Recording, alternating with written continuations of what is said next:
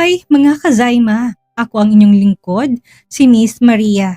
Bago tayo magsimula, huminga muna kayo ng malalim dahil ang kwentong ibabahagi ko ngayon, grabe, nakakapag-init ng dugo. Imagine, from being a simple tendera of ulam, akala mo'y nahanap mo ng iyong happily ever after sa piling ng isang makapangyarihang CEO. Pero sa loob ng mansyon, sa halip ng pagmamahal, lason at pangmamalit ang isinukli sa'yo, nakakapanlumo, hindi ba? Pero huwag kayong magkamali. Dahil ang bida natin dito, hindi basta-basta susuko. Darating ang punto na ang dating inaapi, siya nang magiging bangungot ng mga taong nagtangkang pumatay sa kanyang pangarap. Kaya kung handa na kayong masaksihan, ang pinakamatinding revenge at ang muling pagbangon ng isang reyna, samahan niyo ako sa paglalakbay na ito. Ito ay hindi lang basta love story. Ito ay kwento ng pagbawi at hustisya. At ito ang Revenge of the Billionaire's Long-Lost Wife.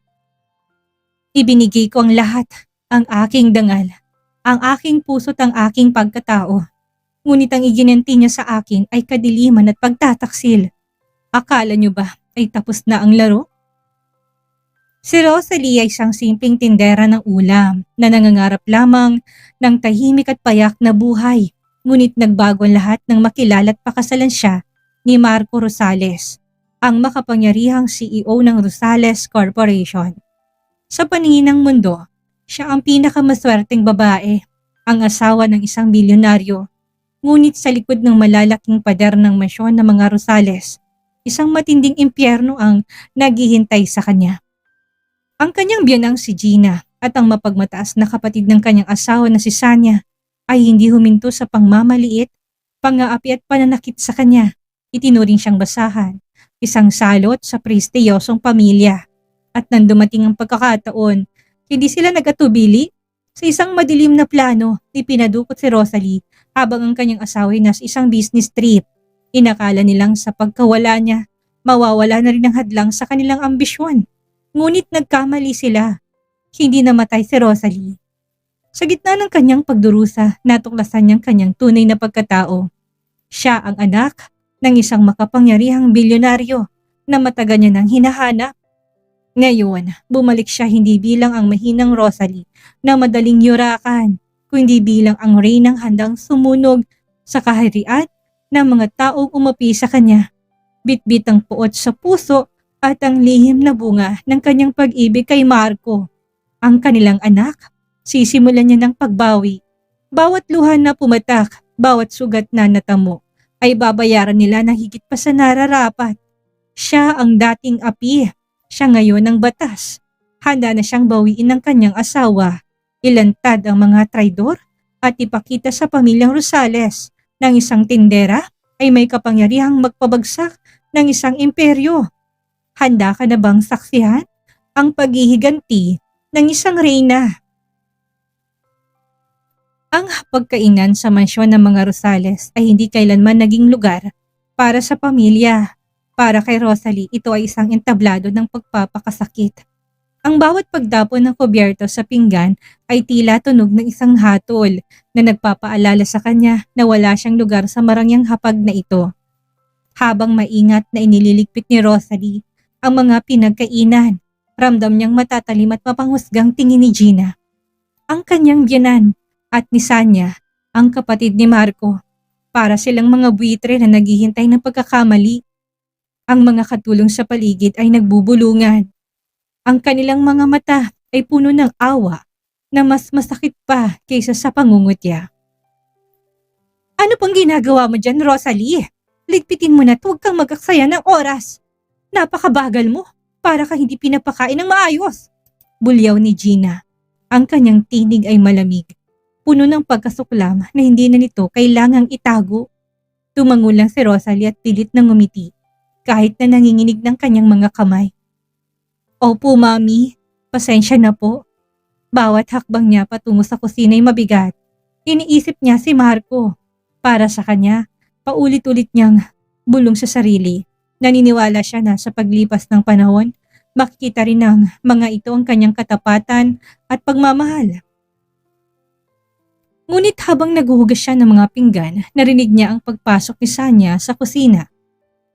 May ipapagawa ko kay Ate Sandra. Ikaw na rin ang maghugas ng mga yan. Utos ni Sanya na may kasama pang malakas na irap. Tinalikuran siya nito ng walang pakundangan. Hindi na nakapagtataka si Rosalie. Mula nang maging asawa siya ni Marco, naging routine niya na ang ganitong trato. Ang dati niyang pagiging ordinaryong tindera ng ulam ay patuloy na ibinabato sa kanya bilang sandata ng pangungutya. Hindi ka nababagay sa amin. Yun ang laging mensaheng pinaparamdam sa kanya sa bawat kibot ng mga ito. Nang matapos siya sa kusina, nagpuna siya ng kamay at naglakad patungo sa sala upang uminom ng tubig. Doon naabutan niyang mag-inang Gina at Sanya na may kausap na isang napakagandang babae. Si Felicity, ang kababata ni Marco. Rosalie, bati ni Felicity nang mapansin siya. Ang boses nito ay puno ng tamis na alam ni Rosalie na may halong lason. Biglang lumapit si Felicity at niyakap siya. Isang yakap na hindi ramdam ng puso. Kumusta ka? Tanong nito. Sa likod ng balikat ni Felicity, nakita ni Rosalie matalim na tingin ni Sanya at ang pilit ng ngiti ni Gina. Okay lang po, mahinang tugon ni Rosalie. Rosalie, hindi ba sabi mo nahihilo ka? Tanong bigla ni Sanya na halatang pagtataboy. Baka kailangan mo na magpahinga sa kwarto. Naintindihan ni Rosalie ang mensahe. Oo nga po. Sige po, mauna na ako. Sa pagtalikod ni Rosalie, hindi niya nakitang pagbabago ng mukha ni Felicity. Ang maamong mukha nito ay napalitan ng isang mapanirang ngisi at umakto itong animoy na susuka. Mukhang enjoy na enjoy niyang pagiging asawa ni Marco, tita. Bulong ni Felicity ng sapat lang para marinig ng magina. Natawa si Sanya. Tingin mo ba, Felicity? Gagawin naming madali ang lahat para sa kanya. Sagot ni Gina habang nakatingin sa hagdan kung saan papuntang asawa ng kanyang anak. Ang babaeng yan ay hindi magtatagal sa mansyong ito. Sisiguraduhin naming siya na mismong kusang susuko. Sa loob ng kwarto, hindi alam ni Rosalie ang mga binalak ng tatlo. Humiga siya sa kama, dalang pangungulila sa asawa. Hindi niya alam na sa labas ng pintuan, ang bawat tiningin niya ay binibilang ng mga taong nais siyang burahin sa mundo ng mga Rosales. Ang pagising ni Rosalie sa umagang yun ay hindi sinalubong ng sikat ng araw kundi ng bigat ng katotohanan wala na sa tabi niyang kanyang asawa. Si Marco ay nasa isang mahalagang business trip at sa loob ng 2 araw na yon, tanging ang padar ng mansyon at ang puot ng maginang Gina at Sanya ang kanyang makakasama. Nakaramdam ng hapdi si Rosalie sa kanyang paggalaw. Ang mga bakas ng huling gabi nila ni Marco ay nanatiling mainit sa kanyang alaala. Isang sandali ng pagmamahalan na tila isang panaginip na unti-unting nilalamon ng realidad. Tok, tok, tok. Hindi pa man nakakatayo ng maayos si Rosalie ay malakas nang bumukas ang pinto. Pumasok si Gina, ang kanyang mga matay parang mga matatalim na karayom na nakatutok sa kanya. Nakaalis ng asawa mo, pero ikaw hanggang ngayon ay nakahiga pa rin. Napakawalang silbi mo. Ang mga asawa na mga kasing antas ng anak ko ay gumigising ng maaga para asikasuhin ang kanilang mga obligasyon. Hindi para magtamad-tamad sa kama, bulyaw ni Gina. Pasensya na po, Mami. Bababa na po ako. Mabilis sa sagot ni Rosalie, bagamat nanginginig ang kanyang boses sa kaba. Hindi na siya naghintay ng iba pang sermon. Mabilis siyang kumilos kahit na masakit pang kanyang katawan. Pagbaba ni Rosalie, ang bawat mata sa loob ng mansyon ay tila nakamasid. Pagdating niya sa sala, naubutan niya si Sanya na abala sa pagbabasa ng dyaryo. Nang mapansin siya, dahan-dahang ibinaba ni Sanya ang dyaryo at tinignan siya mula ulo hanggang paa na may halong pandidiri.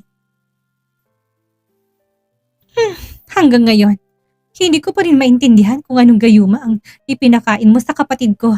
Wika ni Sanya. Tumayo ito't lumapit kay Rosalie. Ang bawat hakbang ay puno ng pagmamayabang.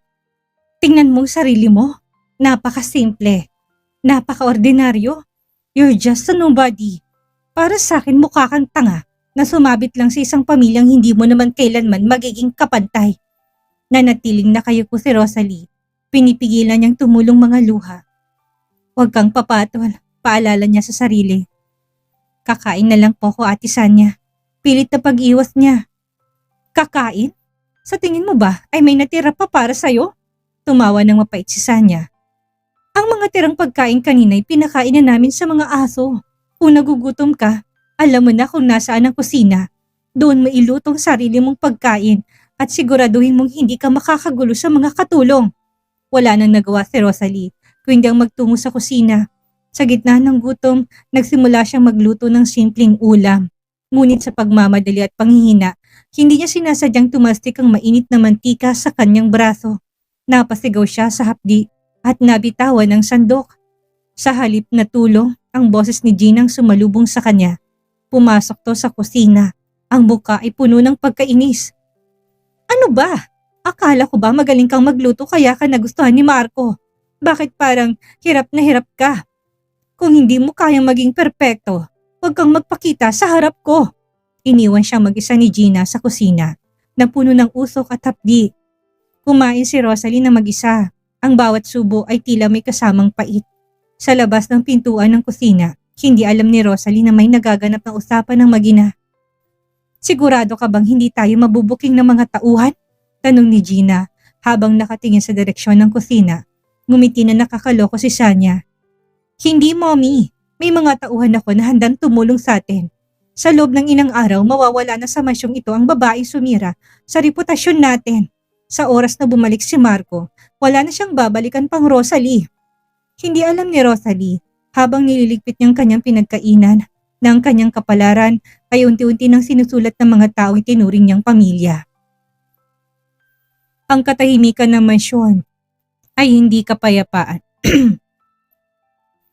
Ang katahimikan ng mansyon ay hindi kapayapaan, kundi ang kalmadong bago ang bagyo. Isang araw pa lamang ang nakakalipas mula nang umalis si Marco. Ngunit para kay Rosalie tila isang dekada na ang lumipas. Ang mansyon ay naging isang malamig na bilangguan. Bawat sulok ay puno ng mga mata na humusga at bawat hininga niya ay tila isang pagkakasala. Sa kabila ng lahat, pilit niyang pinangahawakan ng pangako ni Marco na babalik ito. Ngunit isang umaga, nagbagong ihip ng hangin. Si Gina na dati laging nakasimangot at mapangmata ay biglang nagpakita ng isang maamong mukha. Rosalie, iha! Malambing na tawag nito habang nasa sala. Napalingon si Rosalie, gulat sa tono ng kanyang biyanan. Pwede mo bang samahan si Manang Azon sa supermarket? Medyo malabo na kasi ang mga mata niya. Baka hindi niya mabasa ang mga etiketa ng mga bibilihin. Ako sanang sasama pero may nasikaso pa ako. Napatitik si Rosalie sa mga mata ni Gina. Walang bakas ng puot. Sa halip, isang pilit na ngiti ang nakapaskil sa labi nito. Posible kaya? Unti-unti na ba nila akong natatanggap? Ayos lang po sa akin, Mommy. Gagawin ko po. Magalang na sagot ni Rosalie na umasang ito na ang simula ng kanyang pagtanggap sa pamilya. Sa loob ng sasakyan patungo sa supermarket, hindi nagsalita si Manang Azun. Ang matanday tila balisa, paulit-ulit na humahawak sa kanyang pitaka at tumitingin sa labas ng bintana. Ramdam ni Rosalie ang kakaibang tensyon, ngunit inisip niyang baka pagod lang ito. Pagdating sa supermarket, agad na nagtulak ng cart si Manang Azun. Napansin ni Rosalie ng matanday tila hindi man lang nahihirapang magbasa ng mga bibilihin. Mali ang sabi ni Mommy, isip ni Rosalie. Napakalinaw ng mata ni Manang, ngunit hindi siya nagreklamo. Naging masunurin siya, tumulong sa pagpili ng mga sariwang gulay at karne. Iha, mauna na ako sa labas. May nakalimutan pala akong bilhin sa kabilang stall, biglang sabi ni Manang Azun. Habang nasa gitna sila ng aisle, hintayin mo na lang ako sa labas ng parking lot. Doon, sa tabi ng puting van. Sige po, Manang. Mag-isang naglakad si Rosalie patungo sa parking lot. Ang init ng araw ay humampas sa kanyang balat, ngunit ang puso niya ay punong-puno ng pag-asa. Kung magiging mabait ako, mamahalin din nila ako. Paulit-ulit niyang iniisip. Pagdating niya sa nilagang lugar, isang puting van na nakaparada. Biglang bumukas ang pinto. Hindi man lang nakapagsalita si Rosalie nang biglang may dalawang lalaking nakasuot ng itim na sumunggab sa kanya. Bitawan niyo ako! Tulong! Sigaw ni Rosalie. Ang boses ay nabaon sa ingay ng trapiko, ngunit walang nakarinig. Napakabilis ng pangyayari. Isang panyo na may matapang na kemikal ang tumakip sa kanyang ilong at bibig. Sa isang sandali, ang mundo ni Rosalie nagdilim. Sa hindi kalayuan, nakatayo si Manang Azun. Nanginginig ang kanyang mga kamay habang hawak ang cellphone. Kitang-kita ng matanda kung paano'y pinasok si Rosalie sa van. Hindi siya makagalaw, hindi siya makasigaw. Ang bigat ng kanyang konsensya ay humahadlang sa kanyang paghinga. Nang makalayo ang van, nanginginig na tinawagan ng matandang numero ni Gina. Ma'am, bulong ni Manang Asun. Ang boses ay puno ng pagsisisi. Ano yon, Manang? Nagawa mo na ba? Ang malamig na boses ni Gina ay dumating sa kabilang linya. Si Ma'am Rosalie po, kinuha na sila ng mga lalaki. Sa kabilang linya hindi nagpakita ng kahit katiting na pag-alala si Gina. Sa halip, isang matagumpay na ngiti ang gumuhit sa kanyang labi habang nakatingin sa kanyang anak na si Sanya. Good, maikling sagot ni Gina bago ibinabang telepono. Tapos na ang problema natin, Mommy, wika ni Sanya habang nagtatawanan silang dalawa. Ang tunog ng kanilang halakak ay tila mga demonyong nagdiriwang sa gitna ng isang krimen. Hindi nila alam, sa loob ng kadiliman ng van, si Rosalie unti-unti nang nagigising, ngunit hindi na siya ang dating Rosalie. Sa bawat pag-ugong ng makina at sa bawat pagbagyo ng kanyang puso, ang kanyang isip ay napuno ng isang solong layunin, ang bumalik at magiganti. Ang pagising ni Rosalie sinalubong ng amoy ng mamahaling pabango at antiseptic. Hindi itong mausok at masikip na van na kanyang huling naalala. Ang kanyang mga mata ay unti-unting dumilat at ang bumungad sa kanya ay ang kisaming yari sa kristal at mamahaling mga gamit. Siya ay nasa isang silid na kasing laki ng buong mansyon ng mga Rosales. Gising na siya, isang lalaking nasa edad 50 ang nakatayo malapit sa bintana. Ang kanyang tinig ay naglalabas ng otoridad, isang bilyonaryong sanay sa paghawak na kapangyarihan. Siya si Don Sebastian, ang lalaki matagal na palang naghahanap sa kanyang anak na matagal nang inihiwalay sa kanya ng tadhana. Sino kayo? Mahinang tanong ni Rosalie. Ang kanyang boses ay garalgal pa. Lumapit ang matanda't naupo sa gilid ng kama. Ang kanyang mga mata na dati puno ng lungkot ay nagniningning na makita si Rosalie. Ako ang ama mo, Rosalie. Ako ang lalaki hindi malang nabigyan ng pagkakataong makilala ka dahil sa kasakiman ng ibang tao. Sa mga susunod na araw, tila isang panaginip ang nangyari. Kinuwento ni Don Sebastian ang lahat. Ang pagkapikot ng kanyang ama, ang pagtatago ng kanyang ina at ang mapait na katotohanan ng mga Rosales ay may matagal ng galit sa kanilang pamilya. Napagtanto ni Rosalie ng pagpapakasal sa kanya ni Marco hindi lamang isang pag-iibigan, kundi isang masalimut na laro ng kapangyarihan. Hindi ka na ang mahinang, Rosalie. Mariing sabi ng kanyang ama isang gabi. Ang mga Rosales ay gumamit ng dahas para yurakan ka. Ngayon, gagamitin natin ang batas at kayamanan para iluhod sila. Dito nagsimulang matinding pagbabago. Hindi lang pisikal ang pagbabago ni Rosalie. Ang kanyang puso ay naging bato. Ang bawat luha na pumatak ay pinalitan ng determinasyon. Sumailalim si Rosalie sa mahigpit na pagsasanay mula sa pag-aaral ng corporate law at business management hanggang sa pag-aaral kung paano humawak ng sandata at kung paano makipaglaban gamit ang talino. Bawat umaga, tumitingin siya sa salamin at hindi niya na nakikita ang tendera ng ulam. Ang nakikita niya isang babaeng may malamig na tingin. Matalas na pananalita at ang aura ng isang rinang handang sumakop. Ngunit may isang lihim na nagbibigay sa kanya ng higit na lakas. Sa kanyang sinapupunan, naramdaman niyang maliit na buhay na nagsisimulang bumuo. Anak, maghihintay tayo, bulong niya sa kanyang tiyan. Magbabayad ang mga taong nagtangkang pumatay sa ating dalawa.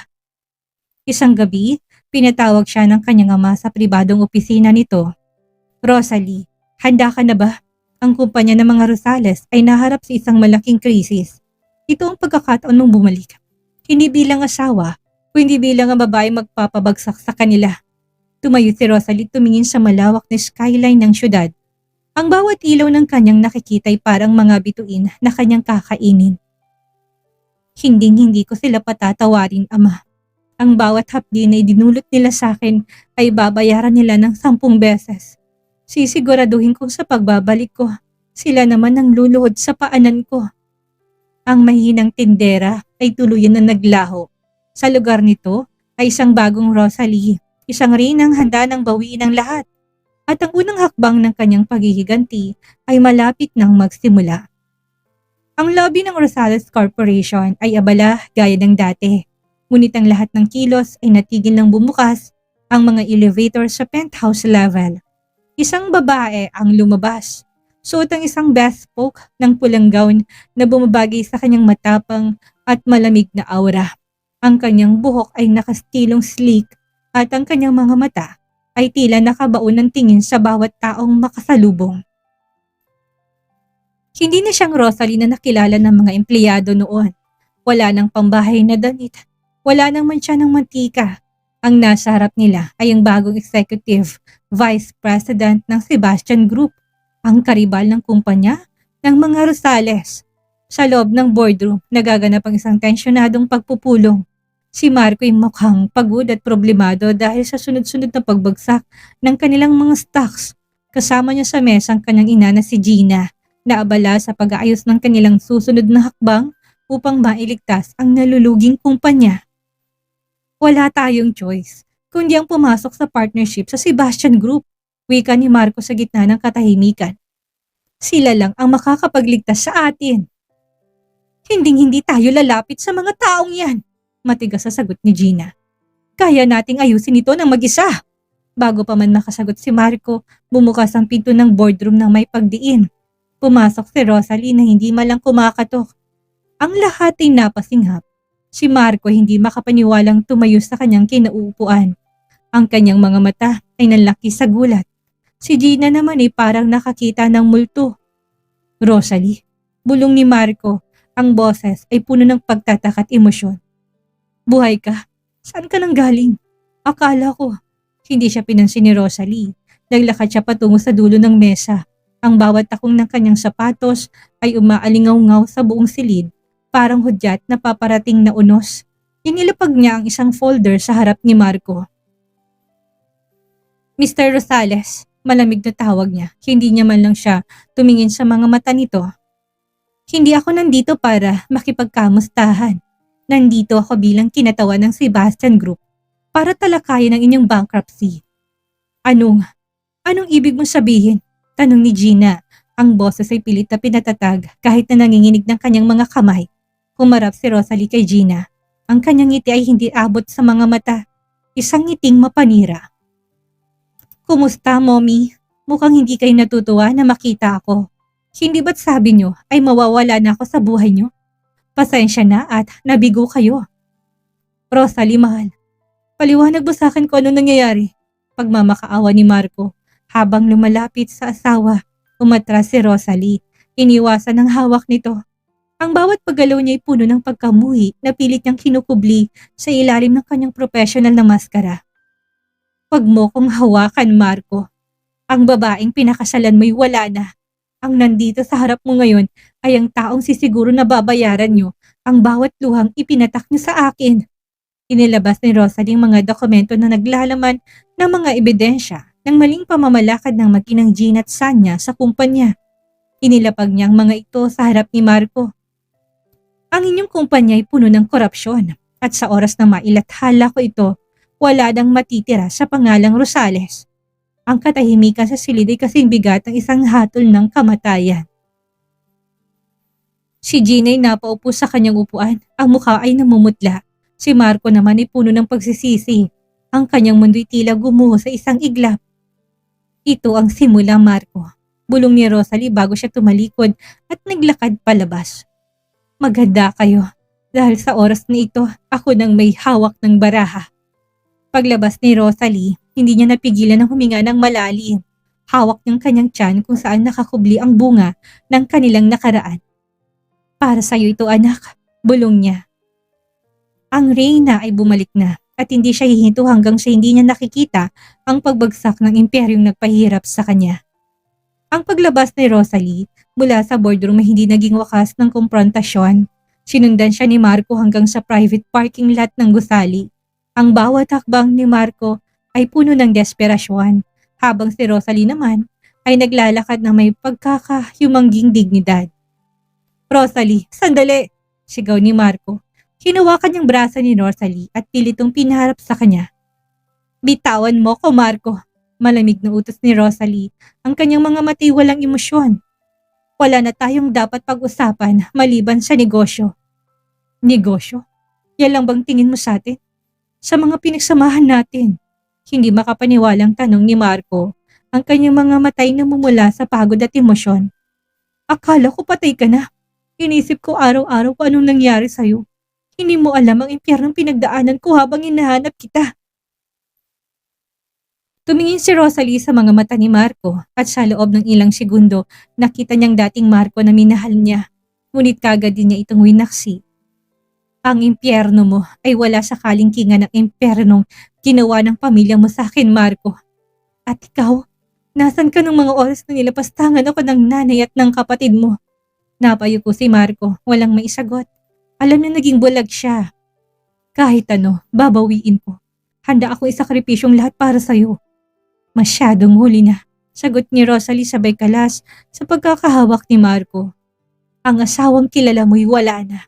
Ang natitira na lang sa akin ay ang hustisyang matagal ko nang ipinagkait sa sarili ko. Habang nagaganap ang pagtatalo, hindi nila namalayan na mula sa bintana ng kanyang sasakyan, pinapanood sila ni Sanya. Ang kanyang mukha ay hindi puno ng inggit at puot.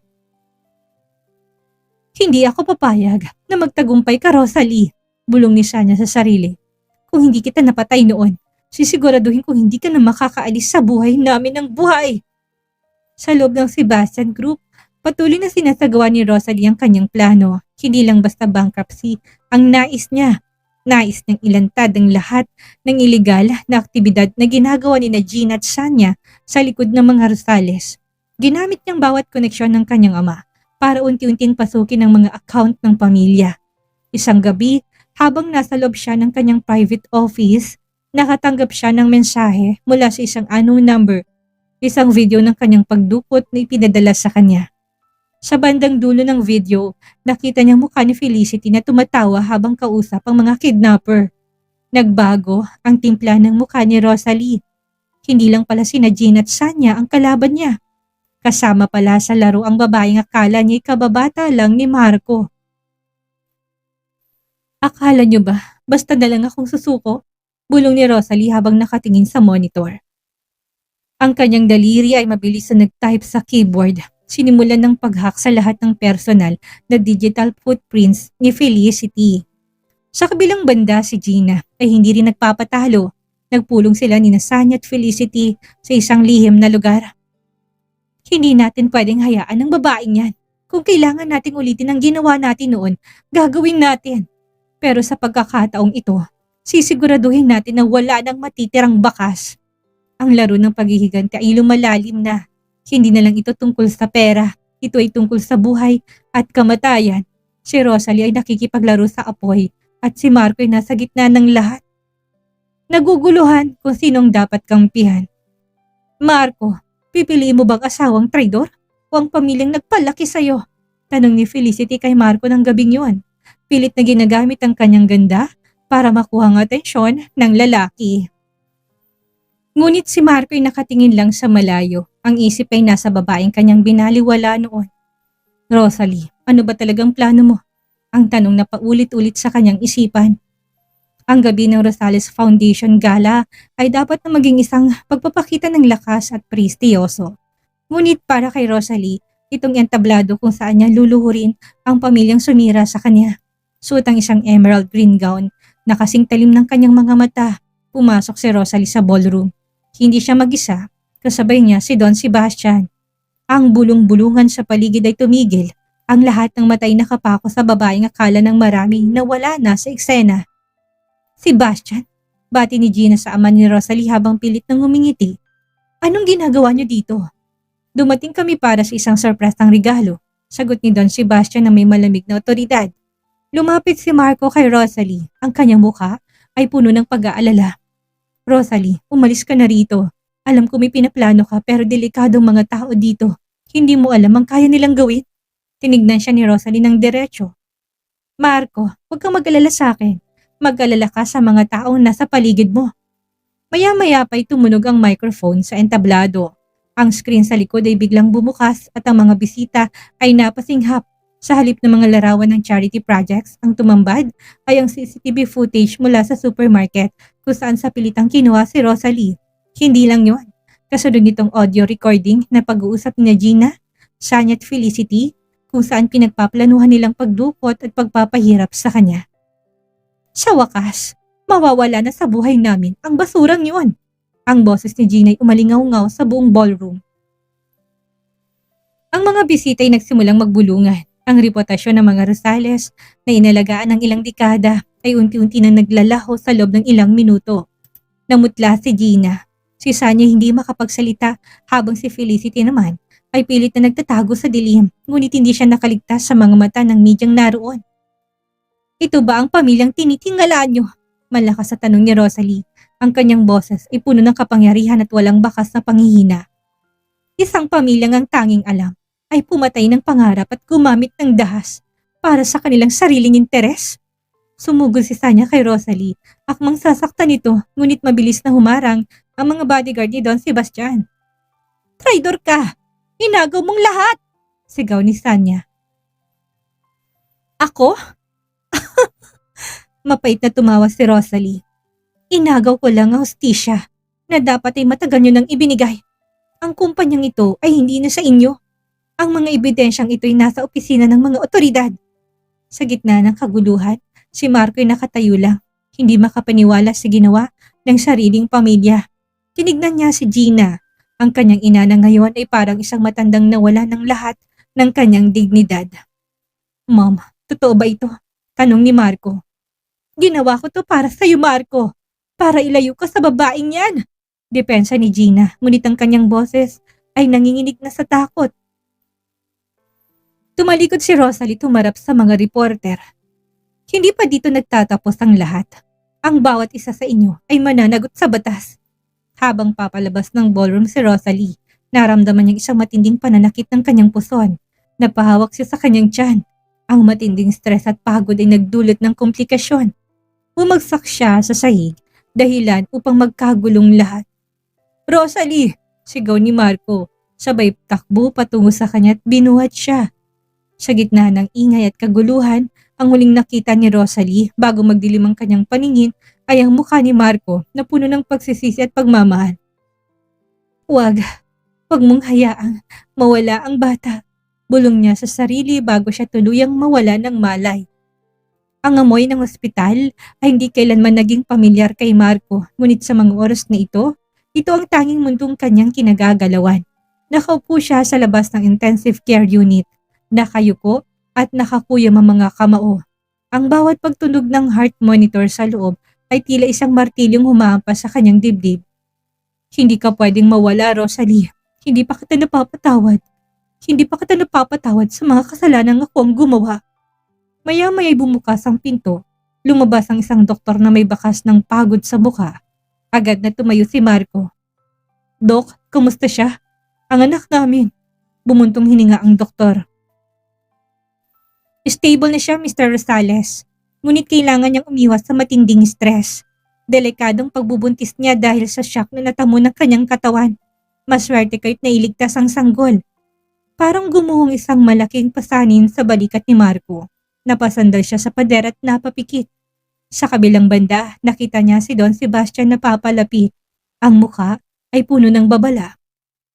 Huwag mong isipin na dahil nailigtas ang apo ko, ay nakalimutan ko ng ginawa ng pamilya mo sa kanya. Malamig na wika ng Don. Kung hindi dahil sa kanila, hindi siya mauuwi sa ganitong kalagayan.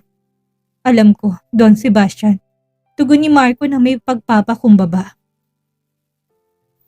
Handa akong tanggapin ang anumang kaparusahan, pero pakiusap, hayaan niyo akong magbantay sa kanya. Bantayan? Pagkatapos ng mga ginawa ninyo? Isang matalim na boses ang sumabat. Si Rosalie gising at pinalabas na ng ICU patungo sa isang private suite. Nakahiga siya, maputla, ngunit ang kanyang mga matay na natiling matalim. Pumasok si Marco sa loob ng silid. Ramdam niya ang lamig sa hangin. Rosalie, salamat sa Diyos at ligtas kayo. Huwag kang magpasalamat sa Diyos, Marco. Sagot ni Rosalie, ang kanyang boses ay mahina ngunit puno ng diin. Dahil sa mga taong mahal mo, muntik na kaming mawala ng anak mo. Paparusahan ko sila. Sagot ni Marco habang lumalapit. Sinusubukang hawakan ang kamay ni Rosalie ngunit mabilis itong umiwas. Si Mommy, si Sanya, si Felicity, hindi ko sila patatawarin sa ginawa nila sa'yo. Pinakulong ko na sila sa tulong ng iyong ama. Lahat sila ay nakaharap na sa batas. Natigilan si Rosalie. Hindi niya inasahan na gagawin niya ni Marco. Pinakulong mo ang sarili mong pamilya. Hindi sila pamilya. Kung ang tanging ginawa nila ay manakit ng taong mahal ko, sagot ni Marco. Rosalie, alam ko hindi sapat ang sorry. Alam ko hindi mabubura ng pagkulong sa kanilang mga luha mo. Pero pakiusap, hayaan mo kong bumawi. Kahit sa uling pagkakataon, hayaan mo kong maging ama na nararapat para sa anak natin. Tumingin si Rosalie sa bintana, nakita niyang syudad sa baba. Ang bawat ilaw na yon ay sumisimbolo sa kanyang nakaraan. Malamig, malayo't puno ng pain. Marco, ang pagbabago ay hindi sa salita. Hindi dahil pinakulong mo sila ay automatic na magiging maayos ang lahat. May mga sugat na hindi kagad naghihilo. Handa ako maghintay. Seryosong sagot ni Marco. Kahit habang buhay pa. Huwag kang mangako ng mga bagay na hindi mo kayang panindigan. Sagot ni Rosalie. Mula ngayon, ang prioridad ko ay ang anak ko at ang sarili ko. Kung gusto mo maging bahagi nito, patunayan mo. Hindi sa harap ng mga bisita sa gala, kundi sa bawat araw na kakailanganin ko ng katapatan. Umalis si Marco sa silid ng may halong pait at pag-asa. Alam niyang ang daan patungo sa puso ni Rosalie ay hindi na tulad ng dati. Ito ay puno ng mga barbed wire at mataas na pader. Samantalang sa loob ng selda ng presinto, si Gina at Sanya ay nangangalit sa galit habang nag-aabang ng pagbisita mula sa kanilang abogado. Hindi nila alam na ang kanilang mundo'y tuluyan ng natapos at ang reyna na tinapakan nila noon ay ang siya na nga'y nagpapatakbo ng kanilang tadhana. Ang selda ay malamig, basa't amoy kalawang, isang malaking pagbabago mula sa malalambot na carpet ng mansyon ng mga Rosales. Si Gina at Sanya ay nakaupo sa malamig na simento. Ang kanilang mga mamahaling damit ay gusot at marumi, ngunit ang kanilang mga mata ay nanatiling puno ng puot. Hindi ko matatanggap ito, bulong ni Gina. Ang boses ay nanginginig sa galit. Ang anak ko, si Marco, paano niya nagawang ipagpalit ang sarili niyang dugo para sa basurang yon? Mom, hindi tayo pwedeng manatili dito, sagot ni Sanya habang nakatingin sa rehas. Nakausap ko ng abogado, pero may nalaman ako. Ang pondo ng kumpanya, unti-unti nang nililipat ni Rosalie sa account ng Sebastian Group. Nililinis niyang lahat ng ebidensya na pwedeng magdiin sa kanya at iniiwan niya tayong parang mga tuta. Sa kabilang banda, sa isang pribadong opisina, si Marco ay abala sa pakikipag-usap sa isang pribadong investigador. Ang kanyang mukha ay puno ng matinding konsentrasyon. Mr. Rosales, may nahanap kaming dokumento sa vault ng inyong ina. Wika ng investigador habang nilalapag ang isang lumang sobre. Ito ay tungkol sa pagkamatay ng ama ni Rosalie. O ang akala niyang ama, may kinalaman ng pamilya niyo sa pagtatago ng totoong pagkatao ng asawa mo mula pa noong bata pa siya. Nanlaki ang mga mata ni Marco. Ano? Ibig mong sabihin, ang pagkakalink ng Sebastian Group sa mga Rosales ay matagal na nilang sekreto? Mas malalim pa dito, sir. Ang mga dokumentong ito ay nagpapatunay ng pagdukot kay Rosalie hindi lamang dahil sa galit ng iyong ina. Ito ay para pigilan ang pagbubunyag na isang mas malaking krimen, ang pag-agaw sa mana ng pamilyang Sebastian. Habang abala si Marco sa pagtuklas ng katotohanan, si Rosalie naman ay nasa kanyang mansyon, nagpapahinga. Ngunit ang katahimikan ay nabasag na may tumawag sa kanyang telepono, isang numero na pamilyar, si Felicity. Akala mo ba tapos ng lahat, Rosalie? Ang boses ni Felicity sa kabilang linya ay hindi na maamo. Ito ay boses ng isang taong wala nang mawawala.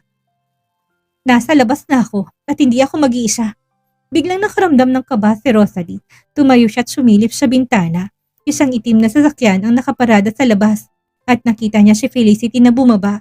Hawak ang isang maliit na bagay. Isang detonator. Kung hindi ako magiging reyna sa buhay ni Marco, walang magiging reyna, wika ni Felicity. Si Rosalie hindi nagpatinag. Agad niyang kinuha ang kanyang security remote at tinawagan ng mga gwardya ni Don Sebastian. Ngunit bago pa man makakilos, nakarinig siya ng malakas na pagputok sa pinto. Si Felicity ay nakapasok na kasabang dalawang armadong lalaki.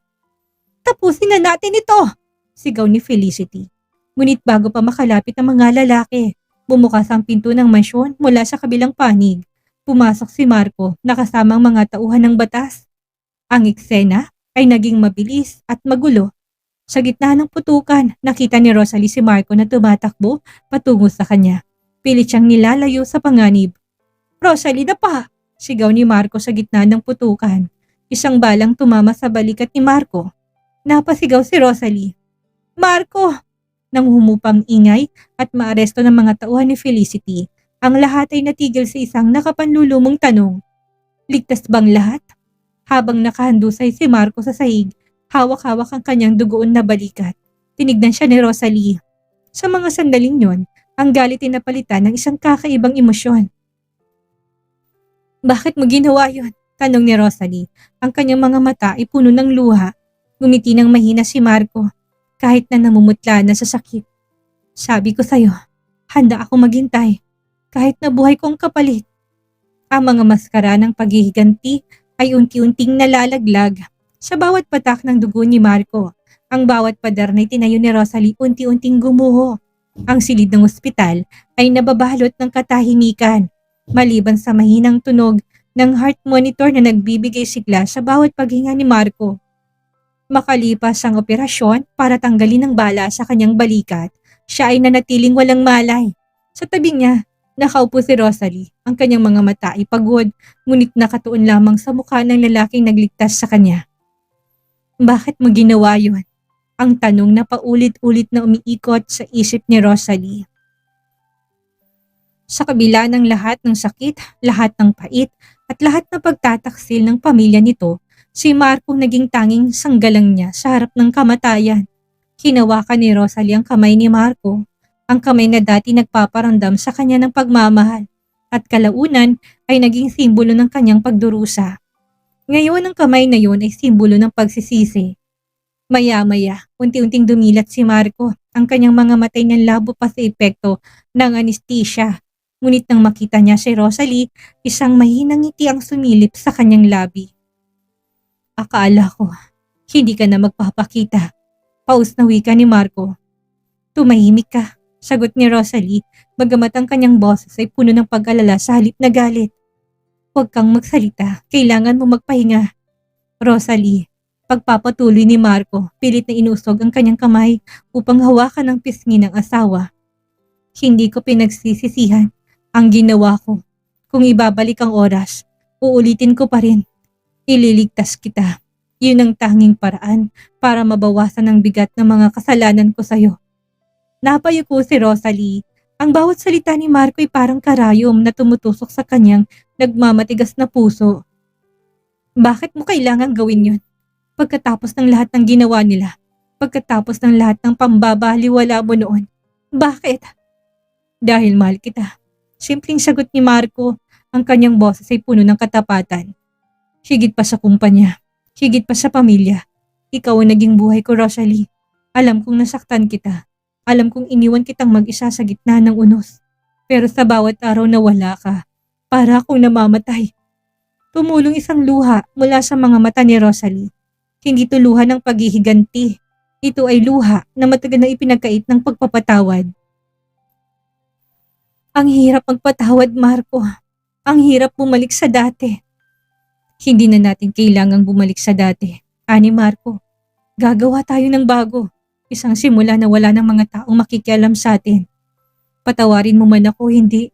Patutunayan ko sa'yo na karapat-dapat ako sa anak natin." Sa mga sumunod na araw, ang ospital ay naging saksi sa pagbabago ng dinamika ng dalawa. Si Rosalie hindi nang malamig at mapaghiganting babae na pumasok sa boardroom ilang linggo ang nakakalipas. Unti-unting nakikita ni Marco ang Rosalie na dati niyang nakilala, ang babaeng mapagkalinga, mahinahon at puno ng pangarap. Samantalang sa labas ng mundo ng ospital, ang mga Rosales ay unti-unti nang pinaparusahan ng batas. Ang mga ebidensyang inilatag ni Rosalie ay hindi lamang nagpabagsak sa kumpanya. Ito ay naglantad sa lahat ng kanilang mga kasalanan. Si Felicity nasa loob pa rin ng kulungan, naghihintay ng hatol para sa kanyang mga krimen. Isang hapon, habang naglalakad si Rosalie sa garden ng hospital, nilapitan siya ng kanyang ama na si Don Sebastian. "Nakita ko ang pagbabago mo, anak," wika ng matanda. "Nakikita ko na ang galit mo ay unti-unti nang napapalitan ng kapayapaan. Proud ako sa'yo." "Salamat, Dad." Pero hindi ko po rin alam kung paano tatapusin ang lahat. Sagot ni Rosalie. Ang paghihigante ay hindi nagtatapos sa pagbagsak ng kalaban, Rosalie. Nagtatapos ito sa sandaling kaya mo nang tumingin sa hinaharap ng hindi na lumingon sa nakaraan. Tumingin si Rosalie sa direksyon ng kwarto ni Marco. Alam niyang mahaba pang tatahakin nila at marami pang sugat ang dapat hilumin. Ngunit sa unang pagkakataon, ang kanyang puso hindi na mabigat. Ang Reyna ay natuto ng magpatawad at marahil ito ang pinakamalaking tagumpay ng kanyang buhay.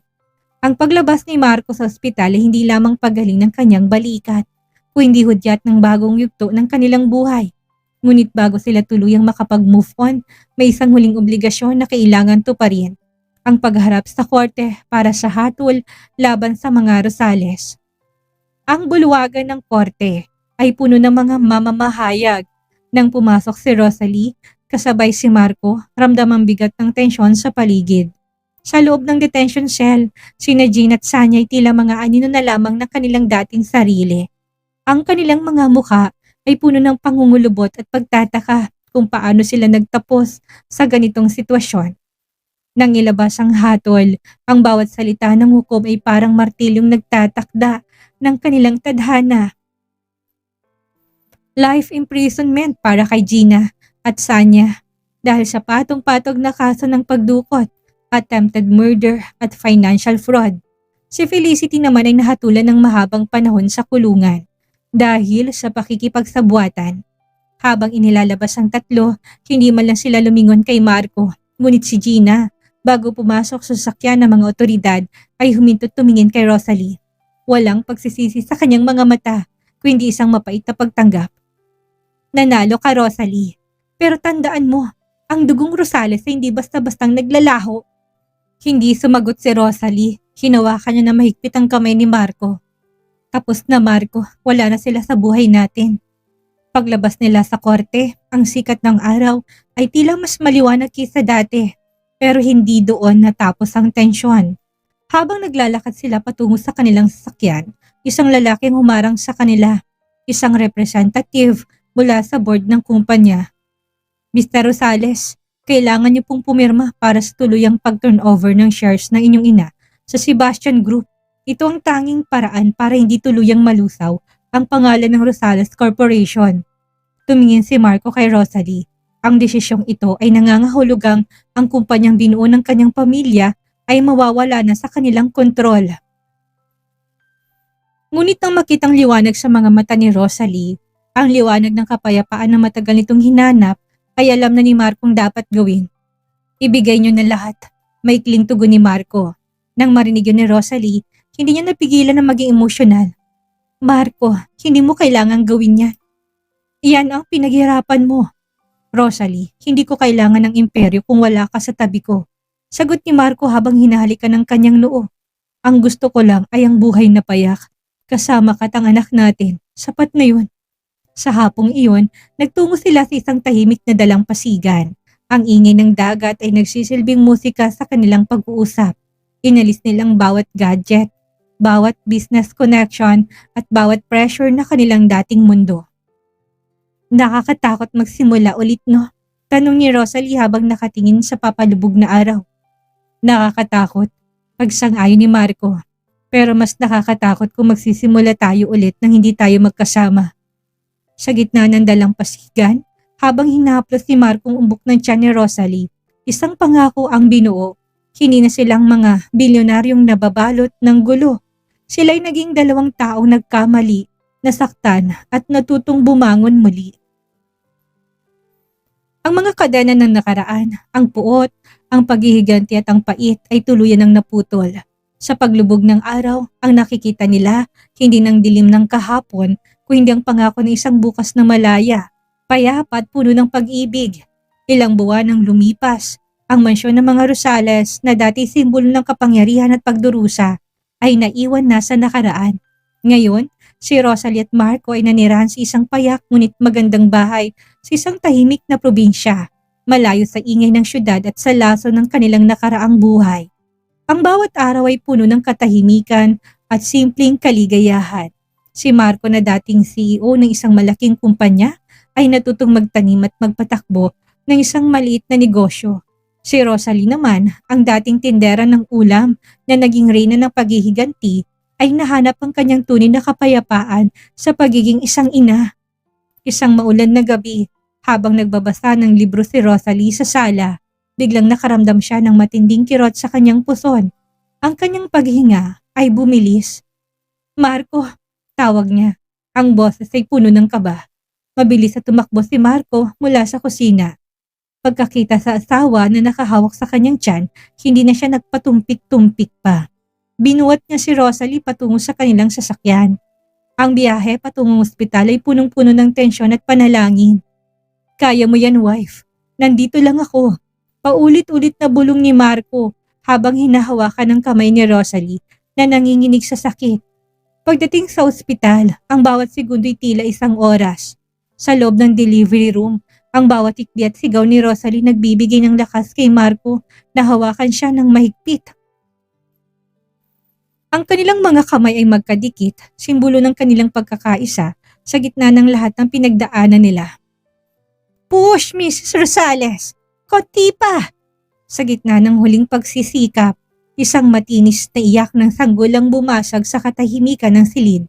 Isang iyak na nagdala ng liwanag sa buhay ng dalawang taong akala nila wala nang silang babalikan. "It's a baby girl," wika ng doktor habang nilalapit ang sanggol kay Rosalie. Nang makita ni Rosalie ang maliit at mapulang mukha ng kanyang anak, ang lahat ng galit, lahat ng trauma at lahat ng pait ay tila naglaho na parang usok. Si Marco na nakatayo sa tabi hindi napigilang maiyak.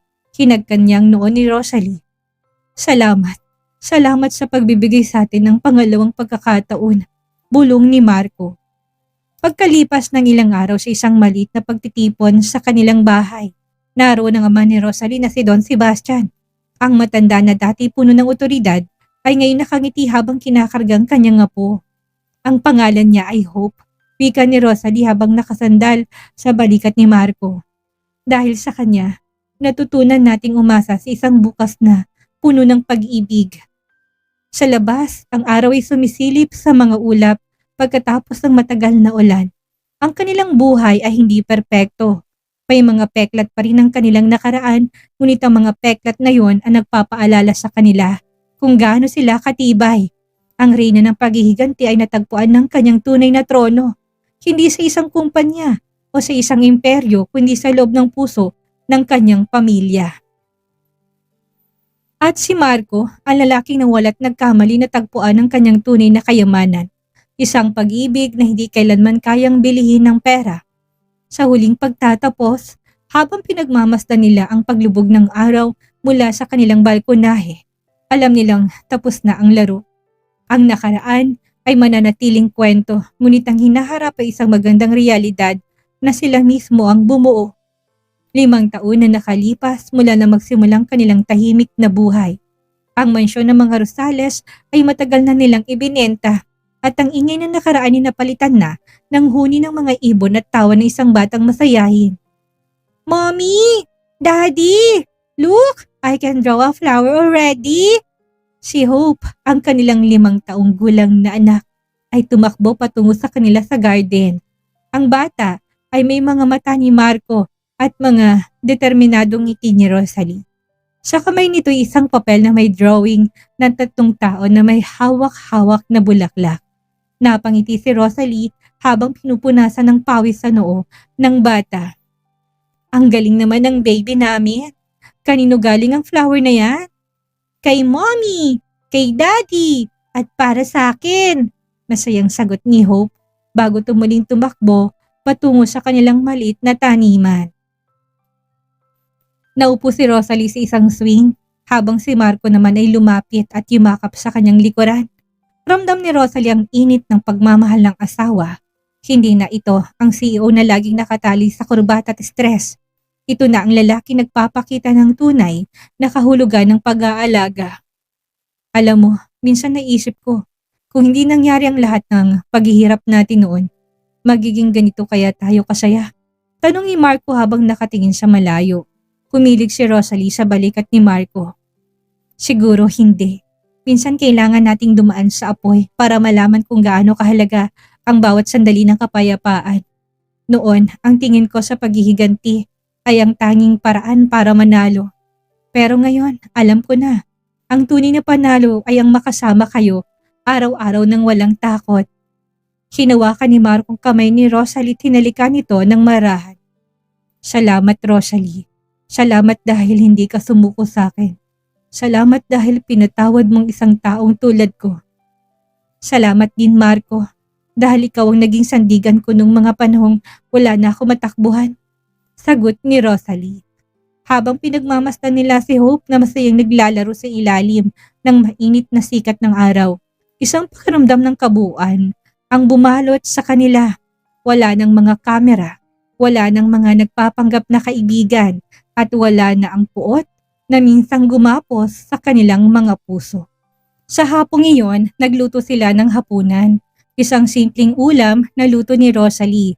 Ang recipe na natutunan niya mula sa kanyang nanay nung siya'y tendera pa lamang. Habang kumakain sila, nagtatawanan at nagkwekwentuhan, naramdaman ni Rosalie ang bawat sugat na nakaraan ay gumaling na ng tuluyan. Daddy, can we go to the beach tomorrow? Tanong ni Hope habang kumakain. Nagkatingin na sila ni Marco at Rosalie sabay nang ngumiti. Of course, baby, sagot ni Marco. Sa gabing yon bago matulog, dinala ni Rosalie ang kanyang anak sa kama. Pinagbasta niyang payapang mukha nito. Wala na siyang hinahangad pa. Ang reyna na minsan ay nawasak ng mundo ay nakahanap na ng kanyang tunay na kaharian. Sa labas, ang mga bituin ay nagniningning. Isang paalala na gaano man kadilim ang gabi, palaging may liwanag na darating sa tamang panahon. At para kay Rosalie, ang liwanag na yon ay ang kanyang pamilya. At yan ang kwento ng ating reyna, si Rosalie, isang paglalakbay na puno ng luha, puot ngunit nagtapos sa napakatamis na tagumpay. Alam nyo mga kazayma, ang kwento ni Rosalie nagtuturo sa atin ng isang mahalagang aral. Ang pagiging mabait ay hindi nangangahulugan ng pagiging mahina. Minsan sinusubok tayo ng tadhana, hindi para durugin tayo, kundi para patibayin ang ating loob at ipaalala sa atin ang tunay na halaga. Tandaan nyo, kung may mga taong susubukang maliitin ang kakayahan ninyo o susubukang tapakan ang inyong dangal, huwag kayong magpapaapekto. Ang tunay na revenge ay hindi ang paghihiganti sa paraang masama, kundi ang pagangat at pagtatagumpay sa kabila ng lahat. Huwag niyong hayaan ang dilim na nakaraan ang magdikta ng inyong kinabukasan. Sana ay naging inspirasyon sa inyong pagbangon ni Rosalie. Kung nagustuhan ninyong video na to, huwag kalimutang i-like, mag-comment kung anong pinaka-favorite na part ninyo at i-share ito sa inyong mga friends at loved ones. Muli akong inyong lingkod si Miss Maria. Dito lang sa Dear Zyma TV.